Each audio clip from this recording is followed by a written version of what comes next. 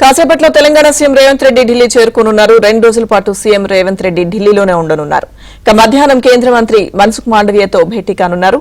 రాష్ట్రానికి సంబంధించిన పలు అభివృద్ధి అంశాలపై చర్చించనున్నారు.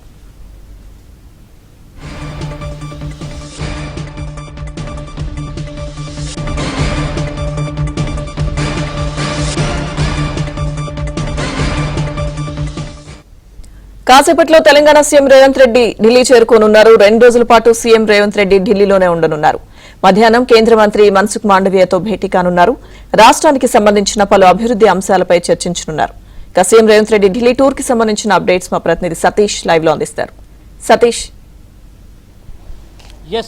లక్ష్మీ దుర్గా, మరి కాసేపట్లో సీఎం రేవంత్ రెడ్డి ఢిల్లీ చేరుకోబోతున్నారు. మధ్యాహ్నం 1:10 ఆయన ఢిల్లీ చేరుకున్న అనంతరం ఆయన నివాసానికి చేరుకుని నేరుగా 2:30కు కేంద్ర క్రీడా యోజన వ్యవహారాల శాఖ మంత్రి మన్సుఖ్ మాండవీయతోనే సమావేశం కాబోతున్నారు. ఈ సమావేశంలో రాష్ట్రానికి సంబంధించిన పలు అంశాలపై ప్రధానంగా జాతీయ అంతర్జాతీయ క్రీడల నిర్వహణకు అవసరమైన మౌలిక వసతులు తెలంగాణలో ఉన్నాయని కేంద్ర మంత్రికి వివరించబోతున్నారు. గతంలో దాదాపు ఆగస్టు 23వ తేదీన 2024 సంవత్సరంలో మొదటిసారిగా ఆయనతోని సమావేశం సందర్భంలో రాష్ట్రానికి సంబంధించిన అంశాలలో క్రీడాపరంగా హైదరాబాదు వేదికగా ఉంది. హైదరాబాద్లో అనేక క్రీడా ప్రాంగణాలు ఉన్నాయి. వాటికి సంబంధించిన అంశంలో కూడా కేంద్ర ప్రభుత్వానికి పలు విజ్ఞప్తులు చేశారు. దాదాపు వాటికి సంబంధించిన దాంట్లో కూడా ఒక విజ్ఞాపన పత్రాలు ఇవ్వడం జరిగింది. ఇక హైదరాబాద్లో స్టేడియంతో పాటు స్పోర్ట్స్ కాంప్లెక్స్ సంబంధించిన అంతర్జాతీయ ప్రమాణాలతో కూడిన స్విమ్మింగ్ పూల్స్తో పాటు సింథటిక్ అథ్లెటిక్స్కి సంబంధించిన ఫుట్బాల్ గ్రౌండ్స్తో పాటు స్కేటింగ్ ట్రాక్స్, వాటర్ స్పోర్ట్స్కి సంబంధించిన పలు వేదికలు ఉన్నాయనే అంశాన్ని కూడా గతంలో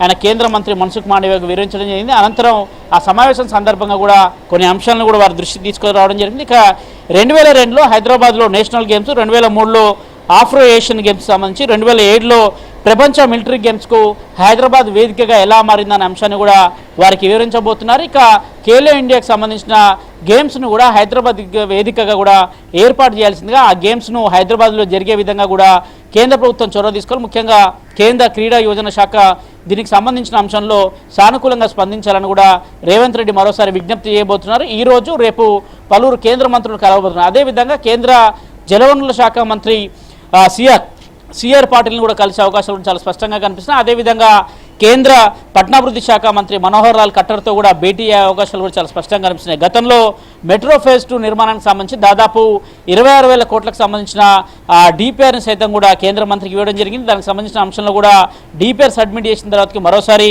వారిని కలిసి కూడా హైదరాబాద్ మెట్రో ఫేజ్ 2 యొక్క ఆవశ్యకత కావచ్చు, ఫేజ్ 2 నిర్మాణం ద్వారా జరిగే అంశాలను కావచ్చు వారికి వివరించే ప్రయత్నం కూడా చేసే అవకాశాలు ఉన్నాయి. మరోవైపు రేపు పార్టీకి సంబంధించిన ముఖ్య నేతలను కూడా కలిసే అవకాశాలు ఉన్నాయి. ప్రధానంగా ఇటీవల హైదరాబాద్ పర్యటనకు వచ్చిన జాతీయ అధ్యక్షుడు మల్లికార్జున ఖర్గే పిఏసీ సమావేశం ఏర్పాటు చేశారు. ఆ పిఏసీ సమావేశంలో పార్టీకి సంబంధించిన పదవులతో పాటు నామినేటెడ్ పదవులతో పాటు కార్పొరేషన్కి సంబంధించిన పదవులను కూడా వెంటనే కేటాయించాలని, వాటికి సంబంధించిన అంశంలో కూడా కొంత క్లారిటీ ఇవ్వాలని కూడా వారి దృష్టికి తీసుకెళ్లారు. దాదాపు ఆ పిఏసీ సమావేశం సందర్భంగా జరిగిన సమావేశం సందర్భంగా కూడా జూలై 30వ తేదీలోపు కూడా పార్టీకి సంబంధించిన అన్ని పదవులను కూడా భర్తీ చేయాల్సిందిగా పిఏసీ సమావేశంలో అందరినీ ఆదేశించడం జరిగింది. వాటికి సంబంధించి కార్పొరేషన్లు పెండింగ్ కార్పొరేషన్ దాదాపు 13 శాఖలకు సంబంధించిన కార్పొరేషన్లకు సంబంధించిన అంశాలు కూడా ఉన్నాయి. వాటికి సంబంధించి ఎవరెవరికి పదవులు ఇవ్వాలి, నామినేటెడ్ పదవులకు సంబంధించిన అంశంలో కూడా అటు కేంద్ర నాయకత్వంతో కూడా మాట్లాడి వారికి సంబంధించిన అంశాలను కూడా కొంత క్లారిటీ ఇచ్చే అవకాశాలు దాదాపు 30వ తేదీలోపు పూర్తి చేయాల్సిన నేపథ్యంలో ఎవరెవరికి ఏ పదవులు ఇస్తే బాగుంటుంది, సామాజిక వర్గాల పరంగా